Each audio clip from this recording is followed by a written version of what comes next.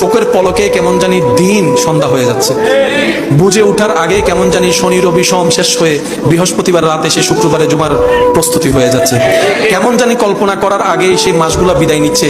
এই তো কিছুদিন আগে রমজান আমাদের থেকে বিদায় নিয়েছে, এখন দেখা যাচ্ছে কিছুদিন পরে হয়তো রমজান মাস চলে আসবে। এক একটা সেকেন্ড আমাদেরকে কবরের দিকে নিয়ে যাচ্ছে, বেশি দিন বাঁচবো না। এই পৃথিবীতে কত চেহারা ছিল এখন দেখা যাচ্ছে না, সবাই চলে গিয়েছে মাটির নিচে, কারো আর দেখা হওয়ার সুযোগ নাই।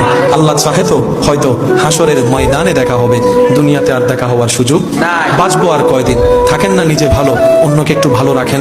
বিশ্বাস করেন, অন্যকে ভালো রেখে আপনি এখান থেকে যে ভালোটা থাকতে পারবেন, অন্যের মুখে অন্যের চোখে পানি এনে দিয়ে সেই ভালোটা আপনি থাকতে পারবেন না। হয়তো জিত করে আপনি সাময়িক একটা জিতের আনন্দ আপনি হয়তো নিতে পারবেন, কিন্তু বিশ্বাস করেন আপনার ভিতরে যদি বিন্দু পরিমাণ মনুষ্যত্ব থাকে, আপনি কারো উপর জুলুম করে কাউকে কষ্ট দিয়ে আপনি শান্তিতে রাত্রে ঘুমাতে পারবেন না। আপনার মনুষ্যত্ববোধ আপনাকে বারবার জাগিয়ে তুলবে। কথা বলেন ঠিক কিনা?